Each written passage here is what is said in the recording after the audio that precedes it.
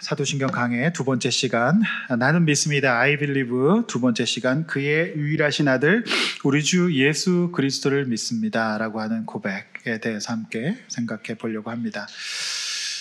독일은 1930년대에 그 유명한 아돌프 히틀러가 이제 놀랍게도 이제 이 국민의 지지를 입어서 집권을 하게 됩니다.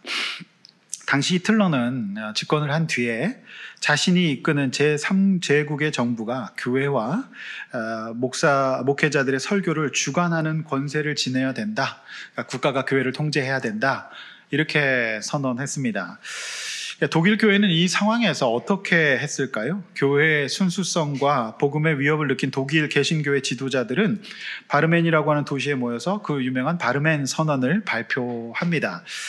그 선언은 이렇습니다. 성경에서 증인되는 예수 그리스도는 우리가 귀를 기울일 뿐 아니라 자신의 삶과 죽음 가운데서 신뢰하고 순종해야 될 유일한 하나님의 말씀이 되신다. 따라서 우리는 다음에 거짓된 가르침을 거부한다. 이는 곧 교회가 유일한 하나님의 말씀이신 분 외에 다른 어떤 사건이나 세력, 인물이나 진리를 하나님의 계시로 여기고 그 말씀 선포의 근거로 삼을 수 없다. 이렇게 선언했습니다. 이 선언은 교회는 어떤 조직이나 사람들이 예수 그리스도의 자리에 대신 설 수 없으며 또 그래서도 안 되고 주인이신 그분을 향한 신실한 순종의 자세를 잃는다면 교회는 곧 그 영혼과 생명을 잃어버릴 것이다 라고 하는 단호한 선언이었습니다. 자, 독일 교회는 어떻게 됐을까요? 불행히도 대다수의 독일 교회가 생존을 선택했습니다. 그래서 히틀러 정부에 순응하면서 교회의 신앙의 순수성을 잃어버리고 타락하죠. 그러나 디트리 본헤퍼 같은 목회자들은 신앙의 순수성을 유지하기 위해서 고백 교회를 이끌며 결국 순교의 제물이 됩니다. 전후 본헤퍼는 서구 기독교의 양심이자 살아있는 지성으로 지금도 전 세계의 신학도들의 심금을 울리고 있습니다. 사표가 되고 있는 분이죠. 과거와 달리 현대는 새로운 국면의 저항이 필요한 것 같습니다. 그것은 과거에 있었던 그런 신앙의 순수성을 핍박의 환경으로 사단이 공격하는 것이 아니라 이 자유주의, 세속화 이런 문화의 가치들로 우리들의 신앙 고백을 무너뜨리고 있는 것이죠. 여러분, 어느 시대가 더 어렵다고 생각하십니까? 저는 후자라고 생각합니다. 전자가 되면 그게 너무나도 분명한 악이기 때문에 믿음이 없는 분들도 고백하게 됩니다.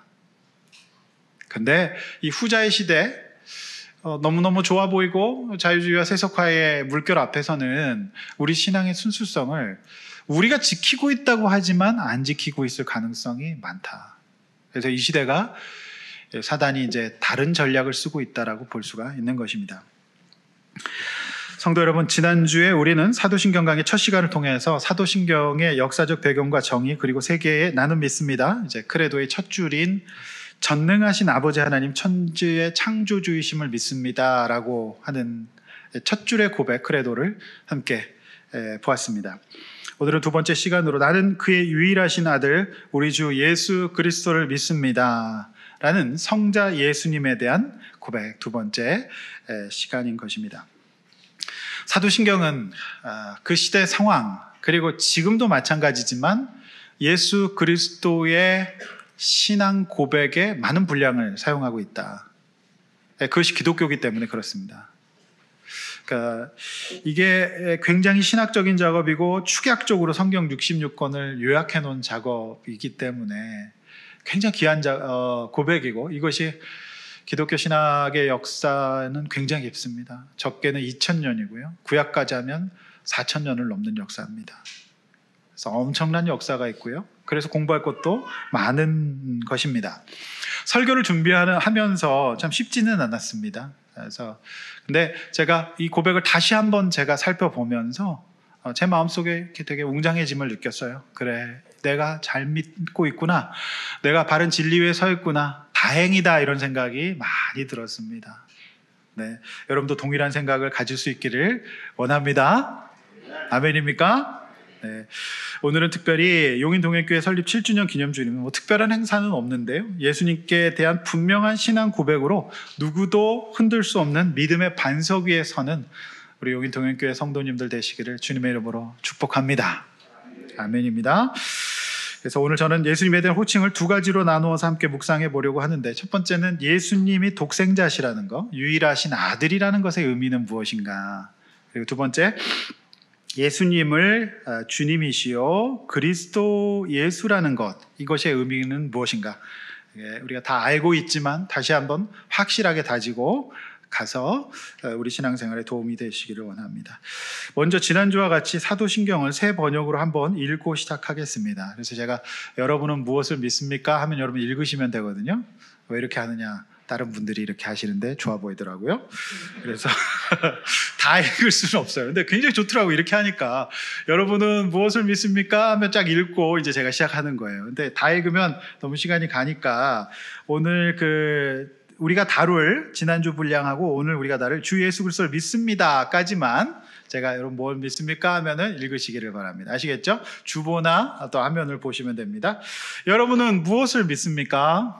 나는 전능하신 아버지 하나님 천지의 창조주를 믿습니다. 그의 유일하신 아들 우리 주 예수 그리스도를 믿습니다. 아멘. 네, 오늘 우리가 이 고백을 할 것입니다. 자, 이제 본론입니다. 첫 번째, 나는 그의 유일하신 아들을 믿습니다 라고 하는 것입니다.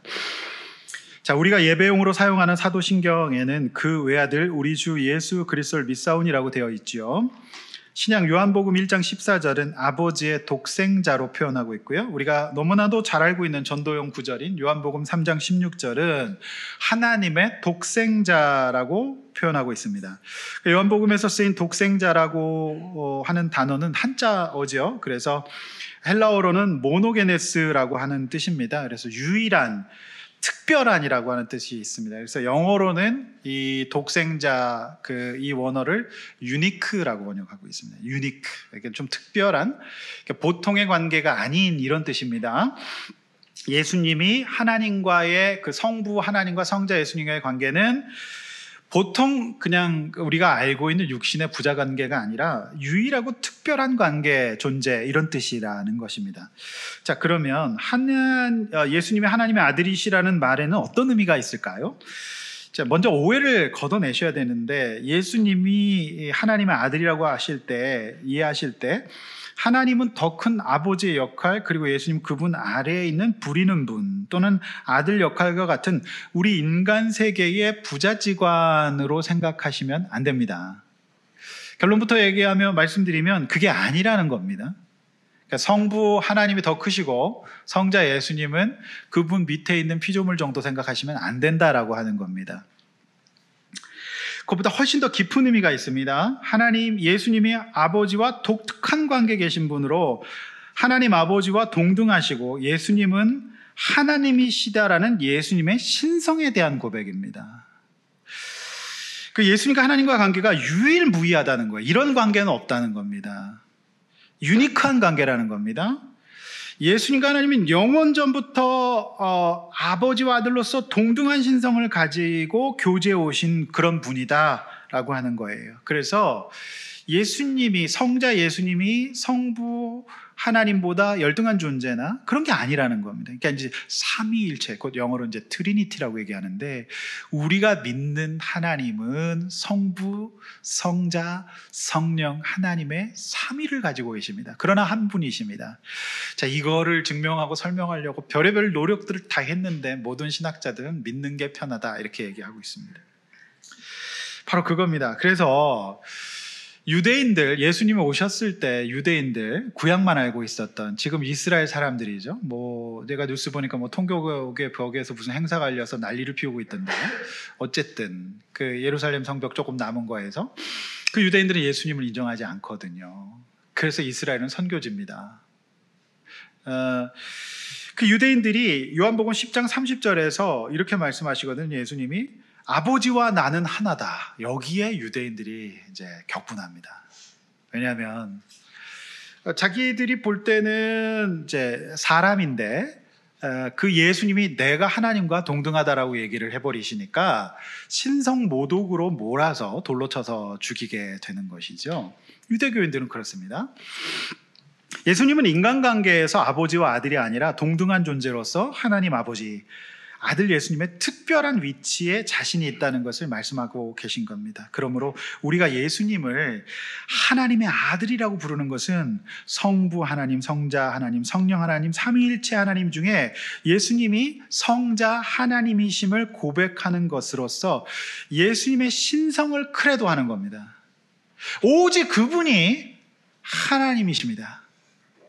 오직 그분을 나는 믿습니다라고 고백하는 겁니다. 이게 이제 쉬운 고백이 아니었습니다. 그 당시에는 성자 예수님과 성부 하나님과의 관계를 부모에게 사랑받는 존재로서 성부보다 한 급 낮은 단계가 아니라는 겁니다. 명심하십시오. 그래서 유일하신 독생자란 수식어를 사도신경이 쓰고 있고요. 그러므로 하나님의 아들이라는 고백은 하나님의 본성을 가지신 삼위일체적 아들됨으로써 예수님이 하나님의 본성 공유하고 있던 정말 유일한, 유니크한 독생자라고 하는 뜻인 것입니다.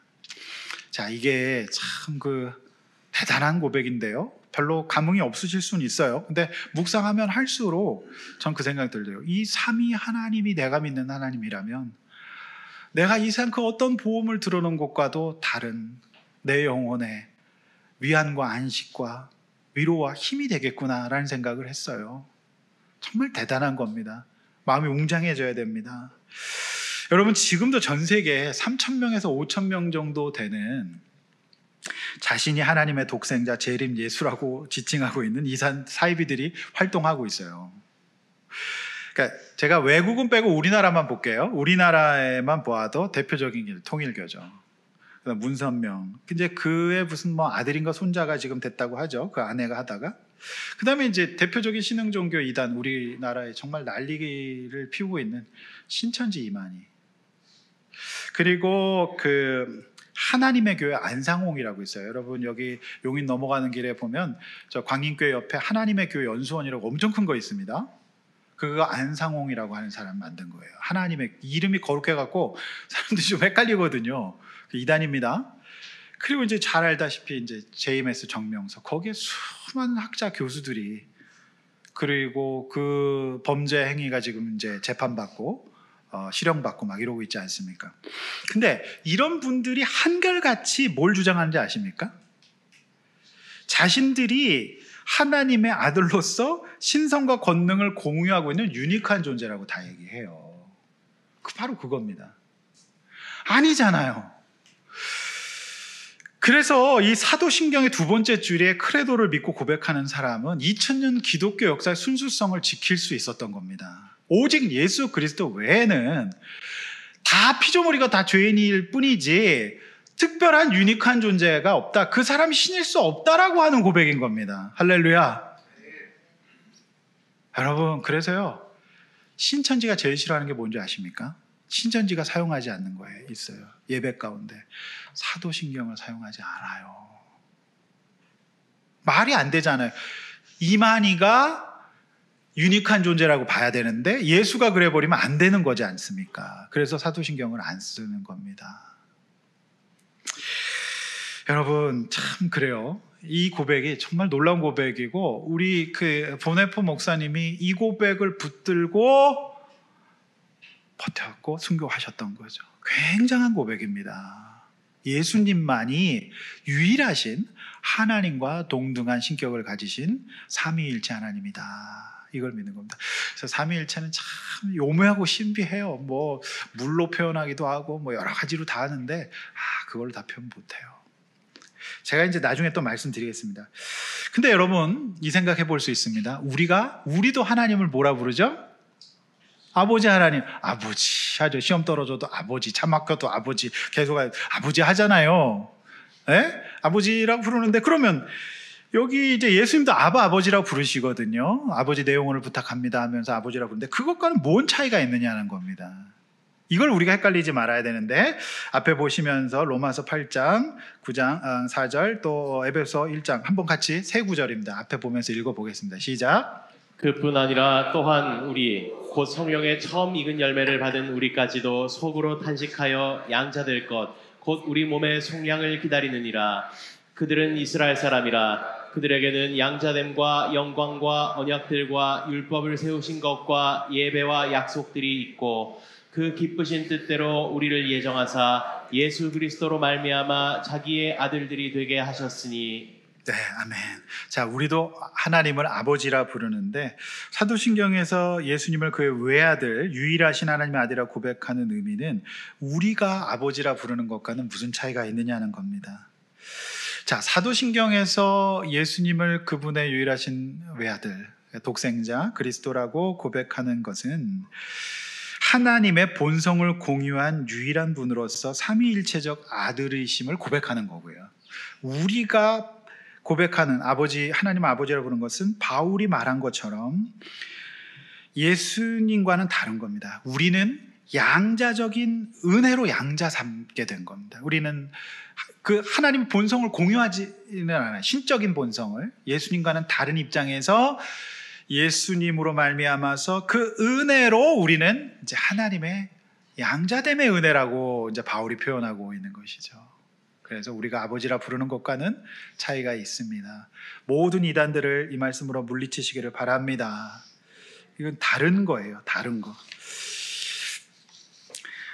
그래서 요한복음 1장 14절에 보시면 말씀이 육신이 되어 우리 가운데 거하심에 우리가 그 영광을 보니 아버지의 독생자 영광이요 은혜와 진리가 충만하더라. 그러니까 하나님의 본 신성이신 성부 성자 성령 하나님, 그 하나님의 성자 하나님이 이 땅에 말씀으로 임하신 겁니다. 왜냐하면 그게 로고스라고 하는 거죠. 그게 완전 신성을 주장하는 내용인 것이죠.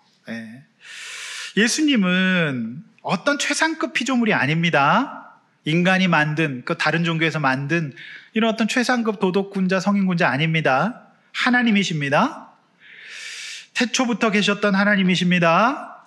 그래서 초대교회 성도들은 이렇게 예수님을 하나님의 아들로 고백하지 않는 유대교와 신의 아들이 가득했던 로마 사회에서 예수 그리스도를 하나님의 아들이라고 고백하는 법을 만들었던 겁니다.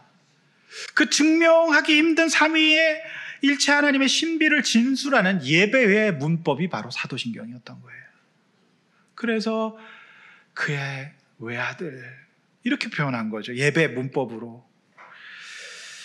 여러분, 주후 430년경 제가 지난번 말씀드렸지만 초대교회에서는 계속해서 이 이단들을 막아내고 교회의 신앙의 순수성과 사도들이 전했던 그 믿음을 보존하기 위해서 계속해서 이 신경, 그러니까 믿음의 고백들을 만들었다고 했지 않습니까? 그것이 이제 초대교회 430년경 이제 아다나시우스 신경이라는 게 있습니다. 그때 이거를 이렇게 함께 읽어보실 건데 지금 읽어도 굉장히 그 큰 흠이 없어요. 이게 주후 430년경, 지금으로부터 거의 1600년 전에 작성된 문서입니다. 우리 앞에나 주보를 보시면서 한번 같이 큰 목소리로 읽어보겠습니다. 시작. 성부의 본성이 바로 성자와 성령의 본성입니다. 성부도 피조되지 않았고 성자도 피조되지 않았고 성령도 피조되지 않았습니다. 성부도 무한하고 성자도 무한하고 성령도 무한합니다. 따라서 성부도 신이고 성자도 신이고 성령도 신입니다. 그러나 신은 셋이 아니라 한 분만 있습니다. 따라서 성부도 주님이시고 성자도 주님이시며 성령도 주님이십니다. 그러나 주님은 셋이 아니라 하나만 존재합니다. 여러분, 기독교 신학이 이 정도입니다. 1600년 전의 문서입니다. 거의 손색이 없죠. 저는 정말 이거를 읽으면서 또 뒷골이 좀 이게 막 이게 서는데요. 와, 그래, 이걸 내가 믿고 있고 이 진리, 이 변함없는 진리를 믿고 지금까지 우리가 살았고 이 하나님의 교회가 어떤 어려움과 핍박 속에서도 살아났구나. 그러니까 18세기에 신부들이, 그러니까 구교가 먼저 들어옵니다. 근데 그 핍박 속에서 신자들이 신앙을 지키며 살아왔던 거예요. 왜냐면 그 왕 대심과 주인 대심을 성리학의 시대에서는 인정하지 못하거든요. 그런데 그들은 목배임을 당하면서도 인정했던 거예요. 대단하죠. 이게 진리가 아니라면 이럴 수가 없는 겁니다. 정말 놀랍습니다. 여러분, 바른 믿음은 바른 이해에서 시작됩니다. 예수 그리스도 외에 하나님은 없습니다. 네, 정말 분별하시길 바랍니다. 근데 요즘에는 거의 예수 그리스도의 인기와 권능을 능가하는 많은 분들이 계신 것 같아요. 그게 우리를 구원할 수 없습니다. 그걸 믿으시길 바랍니다. 이 신앙의 고백이 얼마나 중요한 겁니까? 2000년 기독교 역사 속에서 사도신경의 두 번째 고백에서 이탈하여 수많은 이단들이 생겼고 수많은 사람들이 멸망했습니다. 오직 예수님을 삼위일체 하나님, 전능하신 하나님으로 날이 갈수록 분명히 고백하시기를 바랍니다. 두 번째, 나는 주 예수 그리스도를 믿습니다 라고 하는 고백이에요. 성도 여러분, 성자 예수님에 대한 두 번째 크레도, 그분의 주 되심과 예수 그리스도 되심입니다. 자, 이 뜻을 잘 아시는 분도 계시겠지만 또 정확하게 뜻을 모르고 계시는 분들, 그 기원과 그 용어의 정의를 모르시는 분들도 꽤 계시더라고요.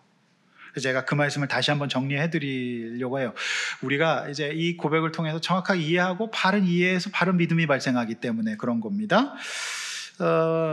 사도신경은 참 스케일이 커요. 그래서 창조하신 일부터 몸이 다시 사는 것과 영원히 사는 것까지 포함하고 있는 것입니다. 예수님은 우리의 이 주인이십니다. 그래서 나는 주 예수 그리스도를 믿습니다. 그래서 주죠. 예수님의 중요한 칭호 가운데 하나가 주 로드라고 하는 표현입니다. 자, 예수님을 주님이라고 부르는 것에는 어떤 의미가 있을까? 자, 주라는 말은요, 신약시대 일반적으로는 주인 또는 소유자라는 의미로 사용되었고, 종교적인 의미에서는 놀랍게도 신이라고 하는 의미에서 사용됐어요. 그래서 로마 황제를 주라 부르며 신격화했던 거고, 그리스, 로마 시대 전에 그리스 헬라 시대에는 수많은 신화 속의 우상들이 있지 않습니까? 그런 신들, 신전의 신들이 다 로드였어요.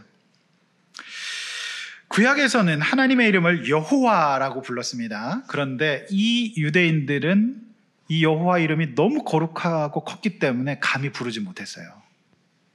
그래서 다른 호칭을 썼습니다. 여호와라는 글자가 나오면 발음을 하지 않고 주라는 말로 바꾸어 읽었던 겁니다. 그래서 구약이 히브리어로 되어 있는데 이제 신약 헬라어 시대, 그리크 시대로 돌아오면서 그다음에 이제 라틴어 시대가 되잖아요. 근데 그 시대에서 구약을 헬라어로 번역한 70인역 성경이란 게 있습니다. 그걸 이제 중요한 성경인데 거기서 여호와라고 하는 단어에 구약에 전부 다 주, 큐리오스라고 하는 헬라어 단어를 쓰게 돼요. 그래서 이 단어는 구약의 하나님에 대한 고백을 예수님께 적용한 것이었습니다. 역시 삼위일체의 신성을 표현하고 있는 주인 것입니다. 외아들이란 표현과 마찬가지라는 것이죠. 삼위일체 하나님 고백입니다. 예수님을 주님으로 부르는 것은 예수님이 나의 왕이시고 내 삶의 이유시며 내 삶의 주인이며 목적이라는 고백입니다. 사도 바울은 예수님을 하나님으로 고백한 뒤에는 둘로스라고 하는 단어를 씁니다. 1세기 당시에 둘로스라고 하는 단어는 종인데요, 더 직설적인 의미는 노예라고 하는 뜻이에요. 그러니까 이제 주인이 완전히 바뀌는 굉장히 혁명적인 고백이죠. 그러니까 우리가 이 고백을 하고 있지만 과연 이 1세기 당시 그리스도인들이 주라고 고백했던 것에 크레도를 하고 있는지 우리는 반성하게 되죠. 여러분의 주인은 누구십니까? 여러분의 주인은 누구십니까? 서론에서 말씀드린 독일교회 보네폰 목사님이 이거를 놓칠 수가 없었던 거예요. 어떻게 히틀러가 주인이 됩니까? 저 사람 국민의 지지를 입고 지금 전쟁에 승리하는 것 같고 난리가 났고 많은 기업인들이 그 앞에 가서 전범이 됐습니다. 여러분, 그 중에 우리가 제일 잘 알고 있는 전범 기업 많습니다. 네. 여러분, 그래서 고백을 했던 거예요. 전능하사 천지를 지으신 하나님 아버지가 피조물인 인간이 성자 예수님을 나의 주인, 그 주님 앞에서 큐리어스라고 고백하지 않는다면 어떻게 될까요? 그거는 마치 술 취한 사람이 길거리를 다니는 것과 동일한 인생을 살게 될지도 몰라요. 그러니까 이제 그런 거죠. 그 보네포 목사님이 지금 술 취한 버스 운전사가 차를 몰고 가는데 그걸 멈춰야 된다 이런 얘기를 했거든요. 그런 겁니다. 그러니까 인간이 그럴 수밖에 없어요. 그러니까 예수님을 이 당시 1세기 그리스도인을 고백했던 주로 고백하고 하나님으로 신으로 여호와로 고백하지 않으면서 인간은 죄 가운데 있겠어요. 죄의 본질이 그거라는 겁니다. 그래서 사도행전 2장 21절에서 그동안 예수님이 십자가에 달려 죽으시고 겁내서 숨어 있었던 베드로, 예수님 만난다면 어떻게 됩니까? 담대함으로 그 예루살렘 성전에서 말씀을 선포합니다. 뭐라고 선포합니까? 누구든지 이제 이 주의 이름을 부르면 구원받는다. 여기서 주가 큐리오스, 바로 예수님을 말하는 겁니다. 너희들이 십자가에 못 박힌 그분을 믿으면 구원받는다라고 얘기를 해버려요. 그런데 놀랍게도 성령이 역사하셔서 많은 유대인들이 가슴을 치며 어찌할꼬 합니다. 그래서 거기서 3,000명이 회개하고 예수 믿게 되죠. 무슨 말이죠? 나의 주 나의 하나님, 우리가 그 주님을 진짜로 하나님으로 고백할 때 우리 인생에 구원이 임한다는 겁니다. 놀라운 역사가 임한다는 겁니다. 신자란, 크레도하는 신자란 예수님을 주로 고백하는 사람입니다. 예수님이 나의 왕이시며 나의 주인이라 하신 것을 믿는 거죠. 이거를 2000년 기독교 역사에서 우리 신앙의 선배들이 목숨을 걸고 지켰어요. 제가 그 유관순 그 열사의 삶의 이야기들, 한국교회 신학자, 교회 역사학자 들었어요. 천안에서 예수를 믿게 된 그 집안은 만세운동을 하다가 부모님이 현장에서 돌아가세요. 그 오빠가 투옥되고요. 17살의 유관순의 밑에는 어린 두 동생이 남아있었어요. 근데 그도 갇히죠. 그런데 3.1 운동, 그 독립선언서 수많은 사람들이 그리스도인이었고, 모든 사람들이 그 신사참배 이런 것들, 또 여러 가지 것들 속에서 많은 그리스도인들이 이 신앙 고백 때문에 오늘도 기독교가 많은 비난을 받고 있는 중에도 아직도 그 독립선언서의 반 이상이 그리스도인입니다. 어떻게 천황이 그리스도가 될 수 있습니까? 성도 여러분, 이 주님이라고 고백하는 것이 인생을 바꿔놓을 수밖에 없는 겁니다. 현실적으로는 그래요. 특별히 우리 시간과 돈과 우리 인생과 우리의 생명, 건강, 재능, 시간, 물질 모든 것이 주님의 것이라고 인정하며 살아가는 것이 그리스도인인데요. 이 고백을 정말 묵상하고 역사적인 기원을 볼수록 사실 죄송하고 회개가 나오죠. 그렇지 않습니까? 나는 이 고백을 어떻게 하고 있는지에 대해서 반성하게 돼요. 회개하게 되죠. 성도 여러분, 예수님은 다음으로 예수 그리스도라고 하는 겁니다. 자, 여기서 이제 예수라고 하는 뜻은 신약 성경 시대 1세기 당시 굉장히 흔한 이름이었다 그래요. 영희와 철수 같은 이름이었다고 해요. 예수라고 하는 이름 뜻은 하나님이 우리를 구원하신다라고 하는 뜻이거든요. 근데 이제 구약 시대에 예수를 대체했던 이름이 뭐냐면 그 여호수아예요. 조슈아죠. 여호수아가 히브리어식 이름인데요. 그게 이제 헬라식으로 이제 시대가 바뀐 다음에는 그게 예수아가 됩니다. 예수아 이렇게 되거든요.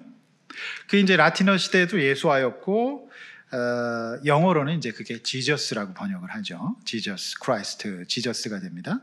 그러니까 예수라고 하는 뜻은 그분이 우리의 구원자라고 하는 겁니다. 근데 이 이름은요, 흔한 이름이었는데 예수님의 부모가 지었지 않았어요.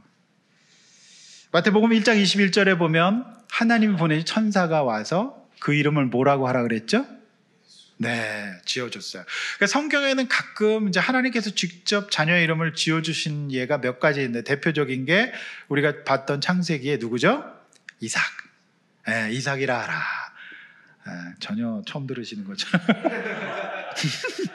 이러면 크레도가 안 되는 건데. 지어준 겁니다. 그래서 정언하지 않은 이들이 그 예수의 그걸 받아 순종해서 자기 자녀로 받죠. 그 대단한 또 순종이었습니다.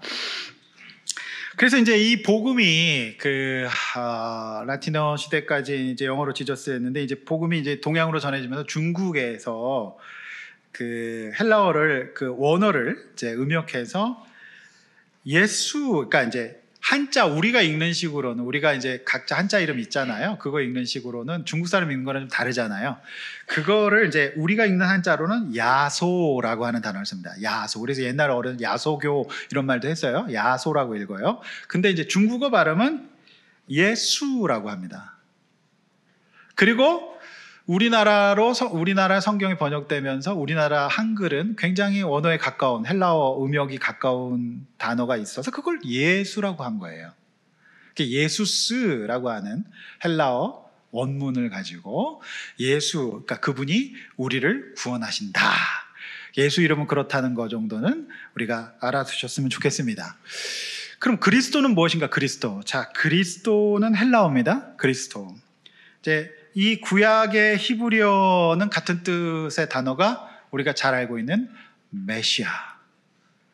메시아는 뭐예요? 기름 부음 받은 자라고 하는 뜻이죠. 그래서 구약 시대에는 하나님의 일을 하기 위해서 선지자, 제사장, 왕과 같은 자들이 기름 부음을 받고 하나님 사명 감당했어요. 그러니까 예수님이 메시아, 즉 그리스도라고 하는, 구약의 그리스도라고 하는 의미거든요. 그 의미는 예수님이 이 땅에 특별한 우리의 구원을 위한 사명을 감당하시러 온 마지막이자 온전한 메시아라고 하는 의미입니다. 구약에는 선지자는 가르치는 일만 했고 왕은 다스리는 일만 했고요. 그렇게 했죠. 그리고 제사장은 백성들을 하나님 앞에 데려가는 일들을 했잖아요.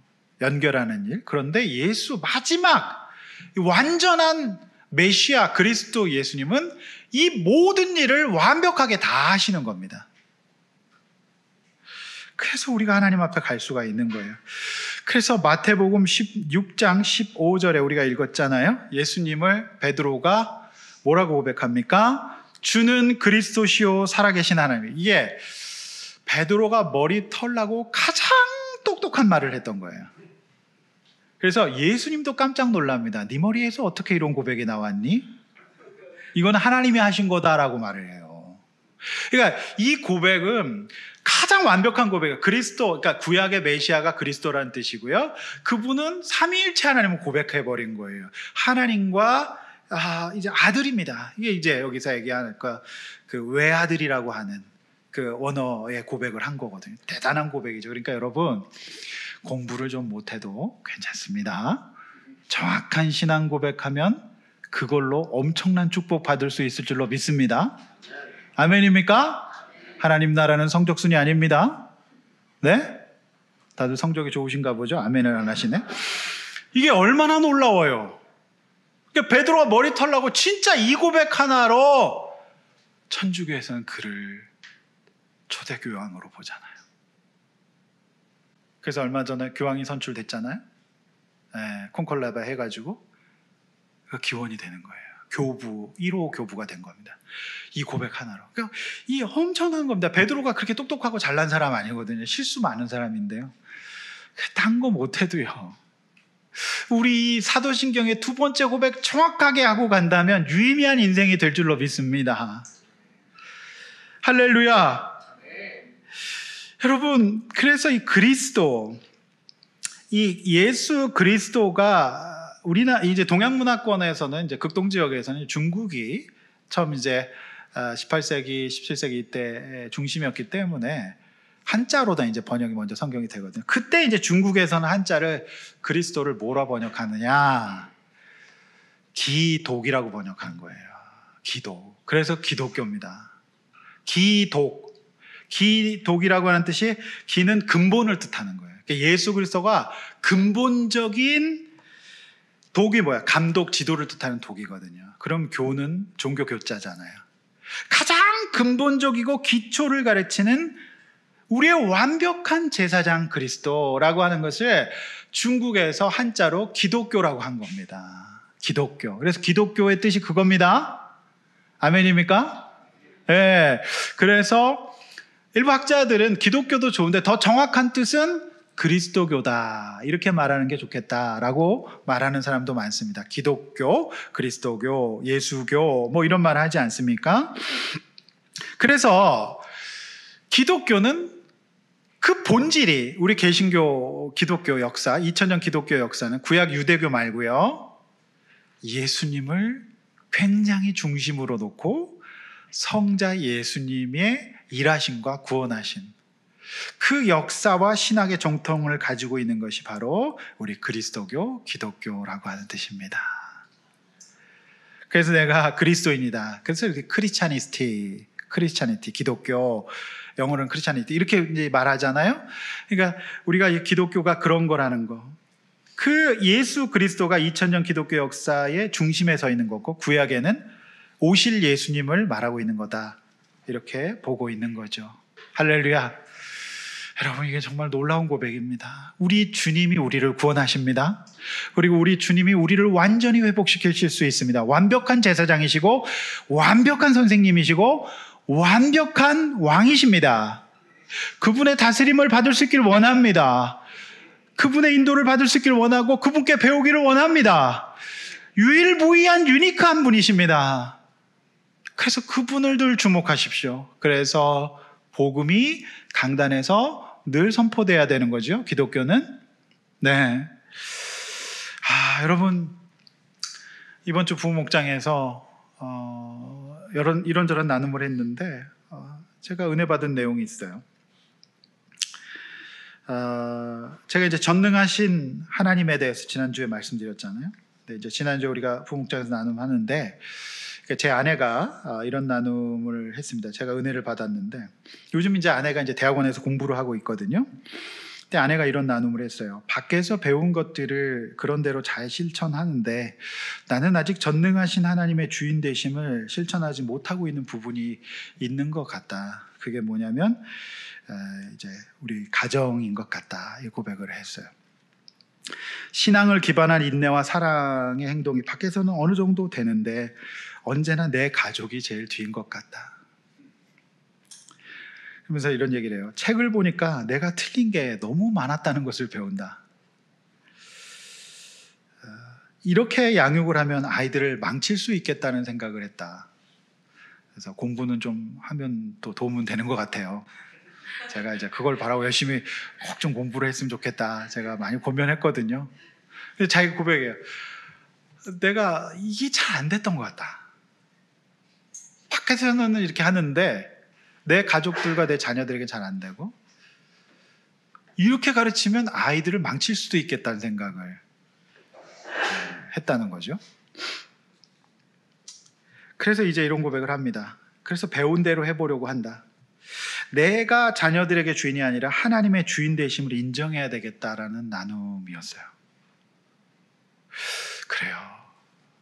우리가 주님의 주인 되심과 왕 되심과 그리고 제사장 되심과 그리스도 되심을 머리로는 알지만 부분적일 가능성이 많은데 제일 그게 안 되는 부분이 약한 자녀들을 대상으로 그렇게 될 수가 있다.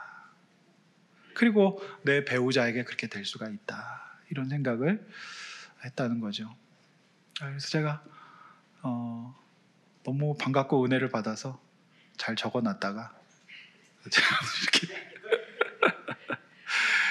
이렇게 막상 사실 우리가 이거를 크레도하지 않으면 우리 속에서 우리가 잘 모르고 내가 주인이 되는 경우가 굉장히 많은 것 같아요.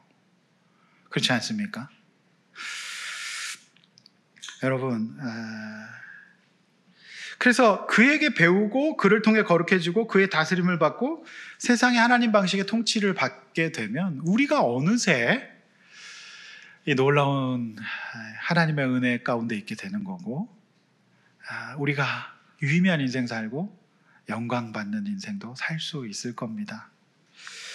여러분의 현실의 회복이 이 영적인 회복부터 되지 않으면 어려울 것입니다. 그래서 제가 이 사도신경을 다시 연구하고 공부하고 묵상하면서 설교 준비가 쉽지는 않았어요. 다 아는 내용인데 은혜롭게 전달해야 되기 때문에 그렇죠.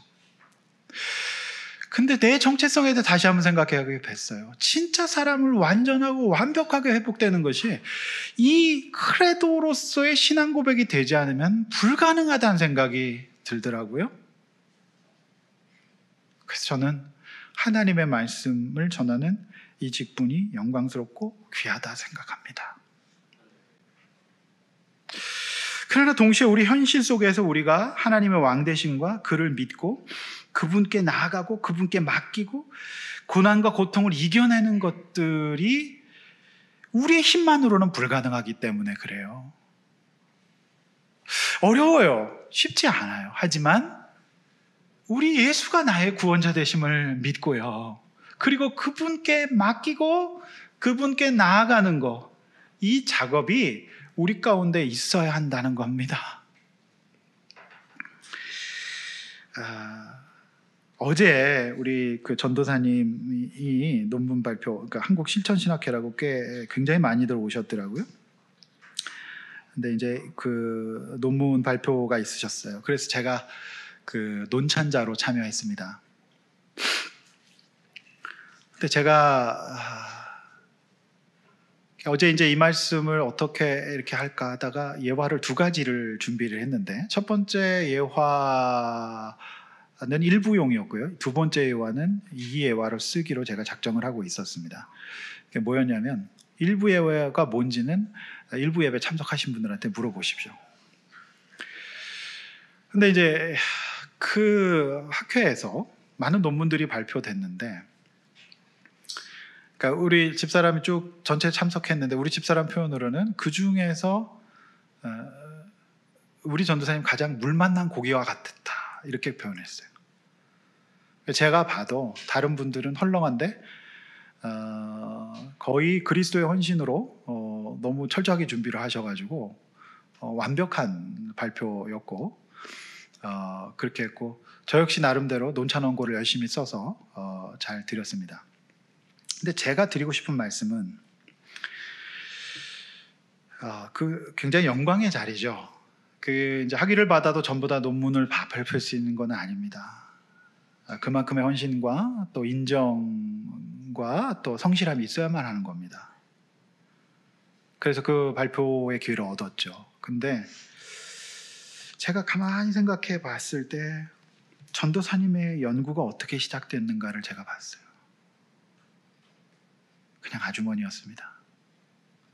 그런데 아들과 함께 학교를 다니면서 시작된 거예요. 아들과 함께 처음에는 아들을 들여보내고 기다리다가 그 공부가 시작되신 거예요. 그리고 제가 대충 이렇게 쭉 헤아려 보니까 지금 이 날에 있기까지 한 7년이 된 것 같아요. 우리 교회가 7년이 됐습니다. 저는 개인적으로 그 시간이 우리가 한 영혼을 버티고 한 어머니가 한 영혼을 버텼던 시간이었고, 또 굉장히 특이하게도 발표하시는 분의 부군께서 오셔서 사진도 찍어주시고 굉장히 그런 모습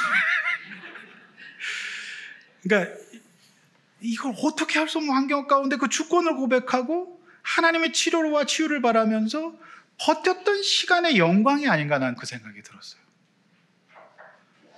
그리고 놀랍게 또 그거를 담임 목사가 논찬하고. 여러분, 하나님의 주권을 고백한다는 것은요, 이 사도신경 고백 세팅 자체가 그렇습니다. 쉬운 고백이 아니라는 말입니다. 그냥 쉽게 주권을 인정하고 하나님께 맡기고 버티고 어려워도 또 버티고, 이 고백을 전제로 하고 있는 겁니다. 그렇게 버텼더니 그 공부의 시작이 여기까지 온 게 아닌가. 그리고 또 많은 학자들이 유의미한 논문이었다라고 봐주신 거죠. 그건 뭐냐면 우리가 그동안 붙들었던 가치들이에요.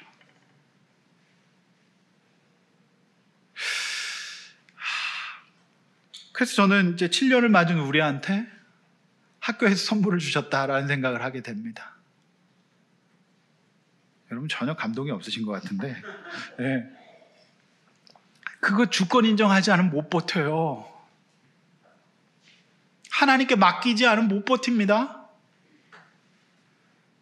그 세월을 어떻게 버팁니까? 하나님이 회복시키시고 온전케 하시고 제사장 되시고 그리스도 되시고 씻어주심을 믿고 버틴 거거든요. 성도 여러분, 이 신앙 고백은요, 우리가 낙심될 때, 어떻게 할 수 없을 때, 도저히 방법이 안 보일 때 우리의 확실한 대안이 될 겁니다. 그리고 그걸 고백하고 그 믿음으로 사는 성도들에게 놀라운 하나님의 은혜가 될 겁니다. 영상 보시겠지만 우리 교회 생명을 준대잖아요. 이제 인터뷰 나오거든요. 저 집에서 그러더라고요. 생명을 주셨어요 하면서 보는데, 그 유산을 겪으면서 얼마나 고통했는지 몰라요. 그래도 우리의 주님 아닙니까? 어려움 겪은 우리 주님 아닙니까? 저는 1세기 성도들의 고백이 그거고 보네포의 고백이 그거였어요. 근데 우리는 그런 게 없다면 은혜가 당연히 없죠. 여러분, 서울시 교육위원회라는 게 있는데요. 서울시 교육위원회에서 청소년 시설들을 평가하고 재계약 연장하는 것을 결정하는 위원이 있습니다. 그런데 서울시 고위 공무원이 어디서 제 강의를 들었나 봐요. 그래서 지난주에 갑자기, 전 모르는 분인데 서울시 고위 공무원인데 저한테 그 평가 위원이 돼달라고 연락이 왔어요.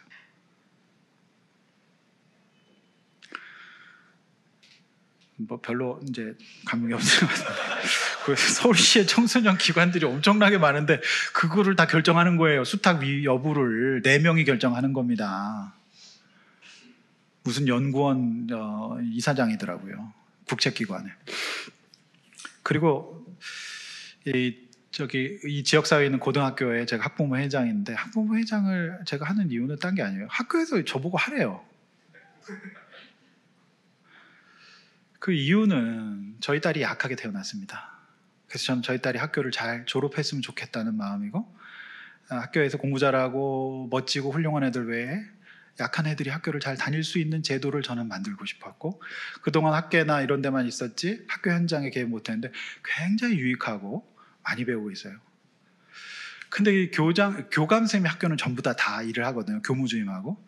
근데 이분들이 회의만 하면 저한테 연말에 입시 설명회를 하는데, 입시 뭐 내용 말고 김형민 위원님께서 전체로 학부모 교육을 해달라고 막 얘기를 하는 거예요. 그래서 요즘 고등학교에서 제일 힘들어하는 게 적절한 고난이 없다는 거거든요, 애들한테. 그래서 유치원 애들 키우듯이 한다. 그러니까 학교 선생님들 어떻게 할 수가 없다는 거예요. 그래서 그 학부모회에 예산이 있고, 그거를 가지고 작년에 어머니들 모이는 무슨 도마 만들기 뭐 이런 걸 했어요. 예산이 이빠이 들어가는 거거든요. 근데 학교의 선생님들이 그거 하지 마시고 김영민 위원님이 다 해주시면 안 되냐고 그렇게 저한테 얘기를 하더군요.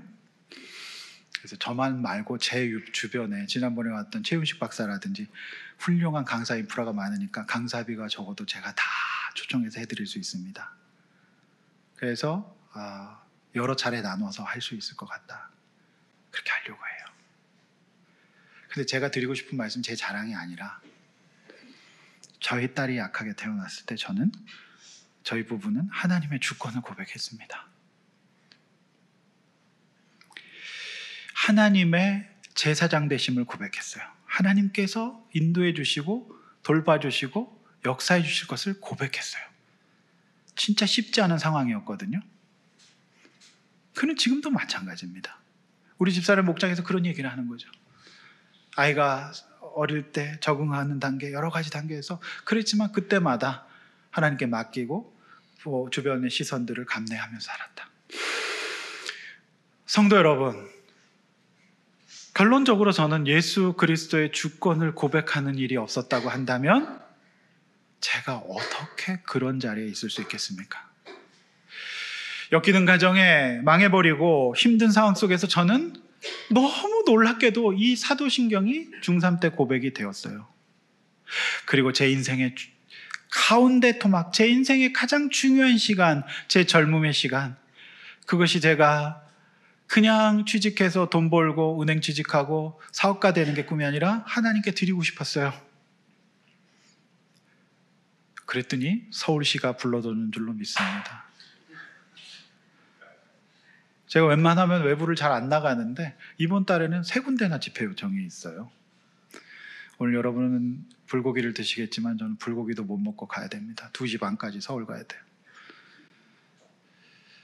여러분, 저는 그런 만한 사람이 못 됩니다. 저는 베드로와 같은 자입니다. 그래, 저는 적어도 이 고백만은 했던 거예요. 하나님, 저를 다스려 주십시오. 저의 제사장이 돼 주십시오. 저의 그리스도가 돼 주십시오. 저의 아버지가 돼 주십시오. 저의 주인이 돼 주십시오. 제 주인은 아버지가 돼 주십시오. 저를 사용해 주십시오. 그것밖에 없었어요. 그리고 당연히 실수도 많죠. 그런데 이 고백이 너무 마음에 와닿는 것은 어제의 시간과 그리고 목사 제 개인의 마음을 봐서도 이 고백이 없었다면 어찌 제가 사람이 될 수 있었겠습니까? 우리 주님은 우리의 구원자십니다. 믿으십시오. 믿으십시오. 여러분, 일부 예배 예화가 너무 고통당한 부모님 예화였어요. 컬럼바인 사건 부모님 예화거든요. 아무리 내가 잘 봐도 내가 아이에게 그리스도일 수는 없습니다. 우리 주님이 여러분의 가정의 주인이요 그리스도가 되시기를 축원합니다. 이것이 오늘 두 번째 이 고백의 영광인 것입니다. 이 영광을 믿는 모든 그리스도인들은 영원히 살았습니다. 성도가 되었고 하나님의 영광스러운 백성이 되었단 말입니다. 믿음으로 삽시다. 예수님을 제대로 믿고 여러분의 주권을 내어드리십시오. 그러면 이제 하나님이 일하기 시작할 겁니다. 말씀했습니다. 저는 상담과 목회를 하면서 이 사회의 다양한 역동들을 보면서 우리가 고백한 두 번째 사도신경의 크레도의 두 번 소중함을 다시 한번 깨닫습니다. 이 사회가 엉망진창인 것은 전부 다 주님의 주되심을 고백하지 않았기 때문이죠. 우리의 주인이신 예수님, 선지자이신 예수님, 제사장, 왕이신 예수님을 인정하지 않는 세상은 그 존재 자체로 절대 전능할 수도 온전할 수도 없습니다. 나는 그의 유일하신 아들 우리 주 예수 그리스도를 믿습니다. 이 고백은 오늘날 저와 여러분이 목숨을 걸고 크레도하기에 충분한 고백인 줄로 믿습니다. 믿으십시오. 하나님이 여러분 인생에 개입하실 겁니다. 이렇게 한번 나눠보십시다. 예수가 하나님의 유일하신 아들이라는 의미를 이해하셨습니까? 그분을 나의 구원자 그리스도를 믿습니까? 기독교인으로서 예수님을 나의 주님으로 인정하십니까? 내 삶에서 그분을 주인으로 인정할 부분은 무엇입니까? 이번 주에 우리 목장에서 또 오늘 목장에서 한번 나눠보십시오. 여러분이 지고 있는 한 여러분은 어쩌면 가해자의 부모가 될지도 몰라요. 그 컬럼바인 사건의 어머니가 쓴 나는 가해자의 어머니입니다 라는 책을 한번 읽어보십시오. 그 내용입니다. 우리 찬양하고 기도하십시다. 하나님, 나를 다스려 주시옵소서. 우리 하나님께서 우리의 아버지 되심을 인정합시다. 그가 오신 이유 우리 함께 찬양하며 우리 신앙을 다짐합시다. 예수 믿읍시다. 할렐루야. 이 세상 가장 아름다운 이 세상 가장 아름다운 순종의 눈물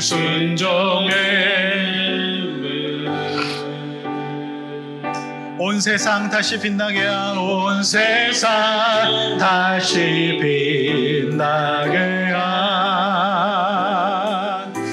생명의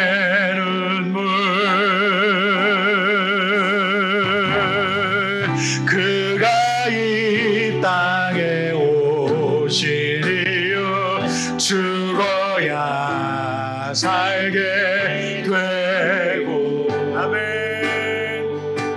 저야만 승리하는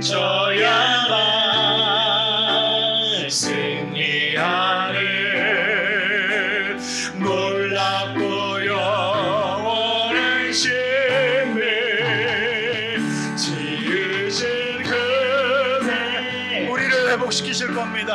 믿음으로 갑시다. 아멘. 우리의 창조주 그리스도 십자가의 길로 아버지 뜻 이루셨네. 그가 이 땅에 오시리오. 이제 우리의 맡겨진 그 사랑 그 생명 아름다고 눈부신 십자가에 우리가 이 땅에 살아가. 여러분 이 시간에 기도합시다. 여러분이 왕이면은요 늘 근심 걱정과 의심과 고통밖에 없을 겁니다. 여러분 우리 주님께 왕되심을 고백해 보시면 어떻겠습니까? 우리 주님께 나의 주권, 나의 주인이심을 인정해 드립시다. 그리고 말씀대로 믿음으로 한번 살아보십시다. 그럼 우리 주님께서 반드시 우리 가운데 영광으로 임하셔서 그 주님의 은혜를 허락하여 주실 줄로 믿습니다. 여러분 이것이 우리의 소망이고 우리의 믿음의 근거입니다. 우리 예수님을 나의 주, 나의 하나님, 나의 구원자, 우리 가정, 우리 자녀, 우리 남편, 우리 모든 인생의 구원자 메시아 그리스도로 인정하는 기도 다 함께 주 한번 외쳐 드립시다. 주여